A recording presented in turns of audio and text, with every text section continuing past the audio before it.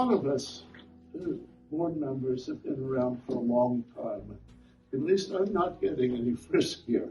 So I thought I'd step down, and I think at every potluck I have asked if anybody wants to be president. And so this time around, I really am asking. Well, I was really asking then, but really. Another thing is that we could always use volunteers. Now, we can use people to clear the trail. Things like adapted computers. We have a spreadsheet for the membership. We have a website. And a lot of the other day I was saying, gee, here's our roster, a spreadsheet. And too bad instead of having a separate thing for labels, we couldn't just, have it all in one stop instead of having to go here and go there. Every time we get a renewal or a new membership, put one in the spreadsheet, go make the label, and that sort of thing. So, people that are good with that, we could use your help. At the same time, we can use help on the trails. We have an informal group, trail stewards, and they'll look after a trail that they use or they live near, and they say, oh, there's litter there, a tree fell down. And then we can muster a few trail stewards. I'd like to see the trails. We, the Boy Scouts, have worked very hard on these over the past 15, 20 years. I'd like to see them kept up. I can't think of anything else. Does anybody else have anything? Paul is going to have a few words. Paul Lowenstein, I'm a member of the board. And first, I would like to acknowledge the tremendous contributions to our community by Kurt Bjorman, the outgoing president of Sharon Friends of Conservation.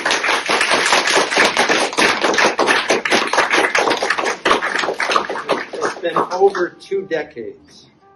And I want to list some of the accomplishments of the Sharon Friends of Conservation under Kurt's leadership, which include preservation of the Native American ceremonial land near King Philip's Rock, creation of the park at the site of the former Sacred Heart School, preservation of the 11-acre parcel of natural open space between Glendale Road and Billings Street, preservation of the land surrounding Gavin's Pond, preservation of Rattlesnake Hill, creation of a website featuring over 1,200 wildlife sightings, installation of at least 30 bluebird houses, I call it the Bluebird Factory, and coordination of volunteer bluebird monitors, development of a network of trails, including signage and maps on the Sharon Friends of Conservation website, partial restoration of the Atlantic White Cedar Swamp that stores and purifies Sharon's drinking water, development of a botanical trail with signage, and engaging the Boy Scouts to construct several wooden footbridges and other trail improvements, and to construct a weir to help white suckers ascend Sucker Brook to spawn in spring. Sadly, all things come to an end, and Curtis decided to step aside for someone else to take the reins. The Sharon Friends of Conservation was established to complement the efforts of the Sharon Conservation Commission to protect and preserve Sharon's natural resources. The Sharon Concom's jurisdiction is limited to wetlands. Protection of other natural open spaces in Sharon requires the support of citizens, such as members of the Sharon Friends of Conservation. I sincerely hope that someone from our community will recognize the value in having an organization dedicated to conservation of natural open spaces and wildlife that contributes so much to quality of life here in Sharon, and step up to take over as president of the Sharon Friends of Conservation. We already have a board of directors and various officers, and Kurt has kindly offered to help with the transition. So whoever volunteers to take over as president can count on plenty of support. And there's a list over there, a sign-up sheet for volunteers, and there's already a whole bunch of names on it to underscore that point. If you or someone you know would like to provide the leadership needed to ensure the continuation of Kurt Bjorman's legacy of protecting and preserving the natural open spaces that distinguish Sharon from neighboring communities, please contact Kurt, me, or one of the board of directors listed on our website. And that concludes my remarks, and I'll just tell you, in case you have any crazy ideas, I'm not eligible. I'm not going to do it. I can't. I got too many other irons in the fire. But there must be somebody out there who would be able, there would be an expression of their own care about the environment to step up and do it's not a heavy lift. Although the way Kurt did it, it is. But it doesn't have to be, and you can draw upon others to support you. And this is a valuable thing for our community, and we're going to lose it if somebody doesn't step up. So I'm putting it to all of you. If you want to have a Sharon Friends of Conservation, if you enjoy these potlucks, if you enjoy the trails, if you enjoy the wildlife that surround us, help us find somebody to step up and do this job. So without further ado, I want to One more thing.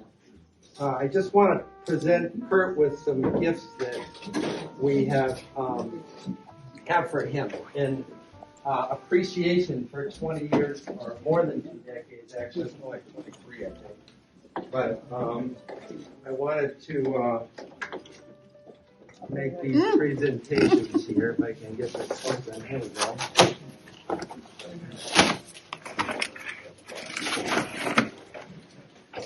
So, Kurt, I want to present you with this picture that sort of remembers a few of the many things that you've done over the years for the town and for the Sharon Friends of Conservation. So, thank you very much.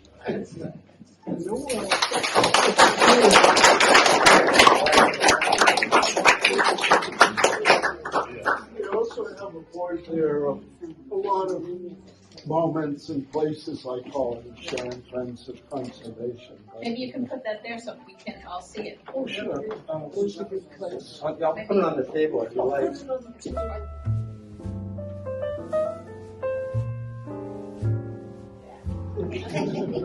Just what you always wanted, a big bag of birdseed. But it doesn't have the shells on it, so it's very neat. I know just. So enjoy it. Oh, should I open it? You don't have to open it. You know what it is. It's It's heavy. It's Yeah. a big bag. Dumbbells? Wants to look at it, I'll just put it on. Sure. You can open them. Do you want to bring this over? Yes. So, And these are thank yous from all of us for all your wonderful years and all your dedication and all your work. Thank you. Thank you. there's more paper over there. Yes, if anybody hasn't filled out one of those papers, fill it out and then put it in the bag, just as a thank you to Kurt, and express your appreciation. And you can also write big. They don't have to fill it up with a lot of tiny words. So whatever you want to do. That's from the commission. From the conservation? There's a plaque in the inside. Open it up. Yeah, there you go. Oops.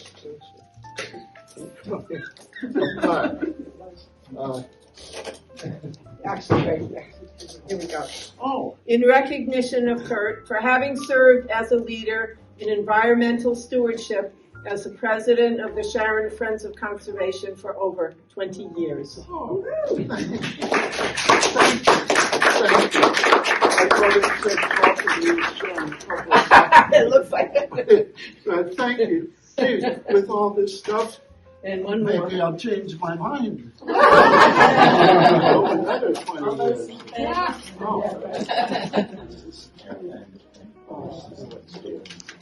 And there's just a stipend. Oh, okay. A stipend. A little stipend. This doesn't have a stipend. So the Conservation Commission obviously benefits greatly from this group and especially from the efforts of this person right here.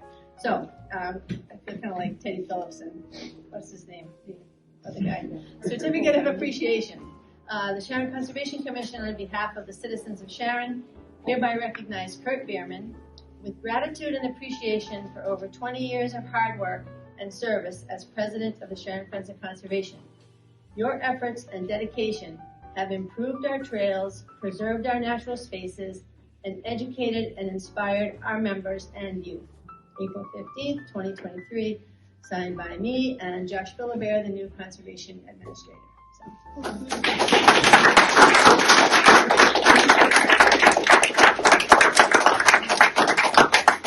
Over there. Kurt was stepped in and took a dying group and brought it back to life. Myself and 3 other women, Ann Mullen, Blumensteel, who still lives in town, Nicole Cromwell, used to be on the planning board, and Vicki Anderson, who was one of our very first conservation administrators, all had young kids. We sat around a table and we said, let's do something like similar to the PTOs are to the school department. We would form a little group that would be that kind of support for the Conservation Commission. So way back in 85, 86, I think, is when we started. Did a lot of educational programs in the schools, plant sales. Jackie Chados has resurrected one of our fundraising T-shirt things that we did. That's an oldie, yeah. But anyway, and then we went dormant for a while, which I hope doesn't happen again, because it took a lot of work to get both legally and federally and statewide approval to come back. And I'd like, hopefully, the commission, because we value the work that the Friends do so much, that we can get people to step forward and try to carry on with Kurt's little help on the side and this steady commitment of regular folks that are here every year and doing what they do. And anyway, we're very grateful and grateful to Kurt. I don't know how what's gonna happen without you, but it's more what's happened with you that we want to focus on, because it's an incredible legacy that you leave. So, thank you, Kurt.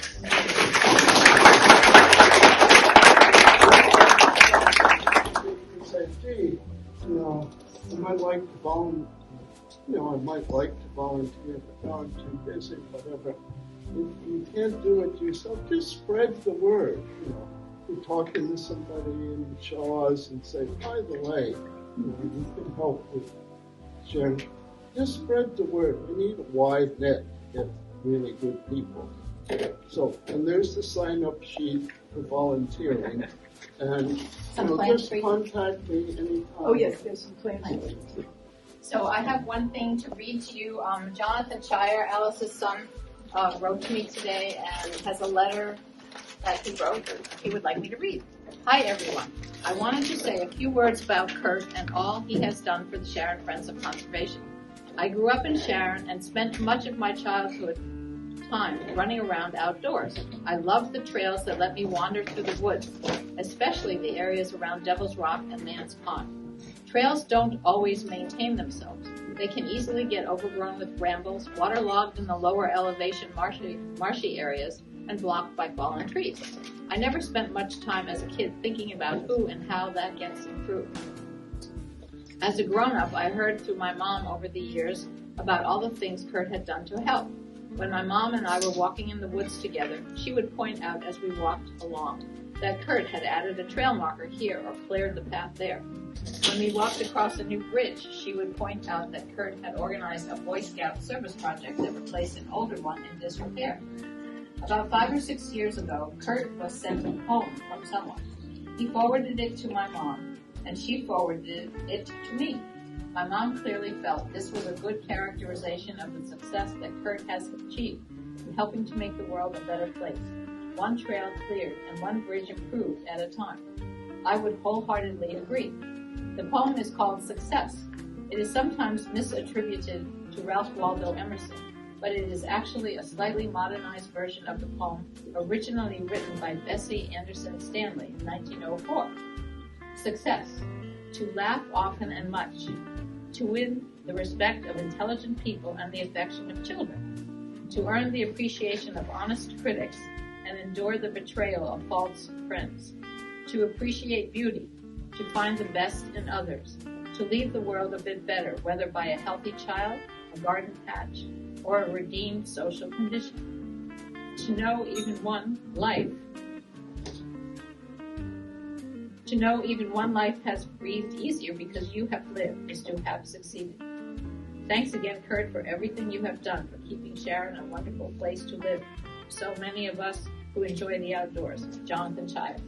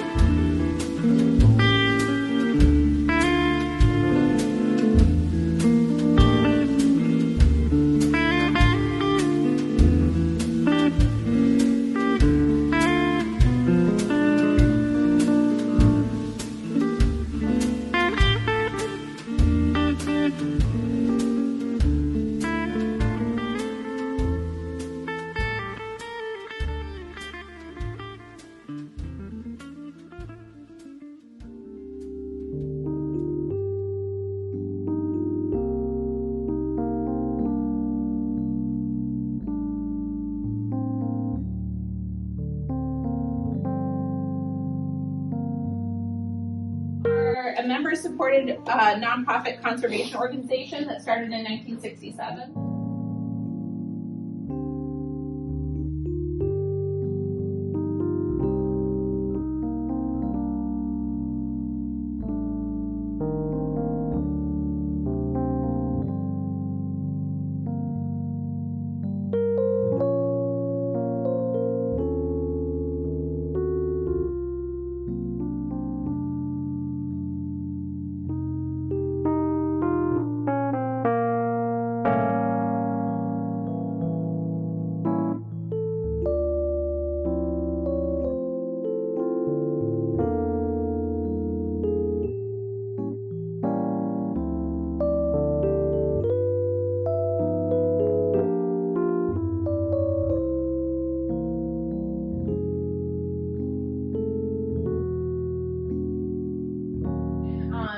One of the things that I've had the honor of doing at NEPRA is working in the 5th grade school classrooms. So one of the things that we get to do as part of the Neponset Stormwater Partnership is go into every single 5th grade classroom and teach 2 classes, one on water conservation and one on stormwater pollution. So we go, these are every 5th grade classroom in 14 towns. So we get to meet hundreds and hundreds and hundreds of really bright 5th graders and really kind of hone in on the importance of these 2 things. So we ask kids regularly, you know, how much water do you think you use in a day? And they're like 1 million gallons, or sometimes it's 3 gallons. They only use 3 gallons of water a day. When the average American uses 65 gallons, or what they should be using is 65 gallons. Average American uses about somewhere between 100 and 120 gallons.